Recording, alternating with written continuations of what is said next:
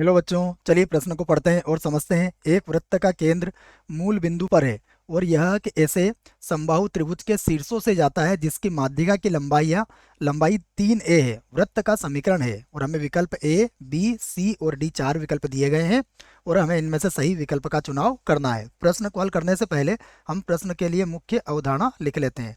तो इस प्रश्न के लिए मुख्य अवधारणा जिसकी सहायता से हम इस प्रश्न को हल करेंगे। मुख्य अवधारणा में हम इस बात को समझेंगे कि मानक रूप में वृत्त का समीकरण क्या होता है। तो मानक रूप में जो वृत्त का समीकरण होता है, सबसे पहले मैं उसे लिख देता हूं आपको। वृत्त का समीकरण ये मानक रूप में होता है, ये होता है एक्स का वर्ग प्लस वाई का वर्ग बराबर ए का वर्ग।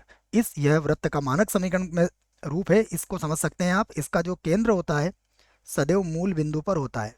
तो इस प्रकार के वृत्त का केंद्र कहाँ मिलेगा आपको? सदैव मूल बिंदु पर। और इसकी जो त्रिज्या होगी वो सदैव ए के बराबर होगी। इस बात को आप याद रखें इस प्रश्न के लिए। आइए अब हम प्रश्न को एक बार और पढ़ते हैं और इसे समझते हैं।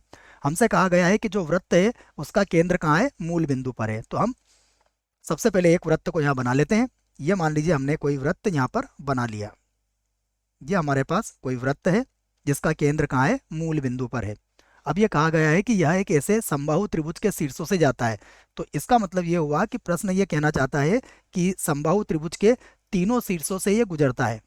तो ये मान लीजिए हमारे पास कोई समबाहु त्रिभुज है ABC। तो इस वृत्त का केंद्र कितना हो गया? मूल बिंदु, जैसा कि प्रश्न में हमसे कहा गया है। अब हमें क्या करना है?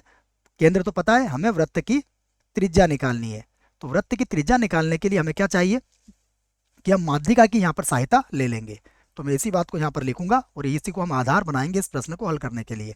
कि हम इस बात को कह सकते हैं कि यहाँ यहाँ समबाहु त्रिभुज समबाहु त्रिभुज का केंद्रक तथा वृत्त का केंद्र संपाती होंगे।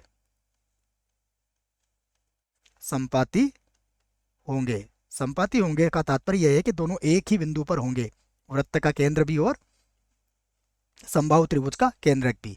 तो इस स्थिति में जो हमें बात याद रखना है, हम इस बात को कह सकते हैं इसलिए वृत्त की जो त्रिज्या होगी, इसलिए वृत्त की त्रिज्या वृत्त की त्रिज्या बराबर होगी 2/3 त्रिभुज की माध्यिका के माध्यिका आर बराबर, हमें माध्यिका कितनी दी हुई है? 3a।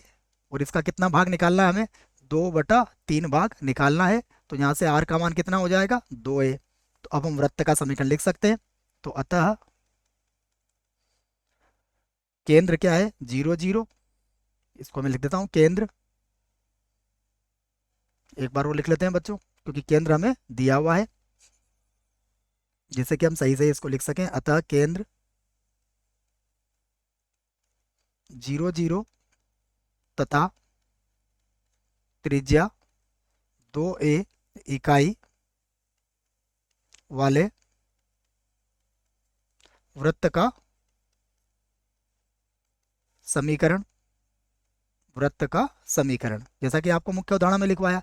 समीकरण क्या बनेगा इसका? यह बनेगा एक्स का वर्ग प्लस वाई का वर्ग और बराबर कितना हो जाएगा? 2a का वर्ग। हल करेंगे तो ये होगा एक्स का वर्ग प्लस वाई का वर्ग और बराबर हो जाएगा 4a का वर्ग। अब हम विकल्प देख लेते हैं कौन सा विकल्प सही होगा। तो पहला विकल्प गलत है, दूसरा विकल्प गलत है। विकल्प सी जो है इस प्रश्न के लिए सही विकल्प होगा। विकल्प डी भी गलत होगा। आशा करता हूँ आपको इस प्रश्न का उत्तर समझ में आया होगा। धन्यवाद।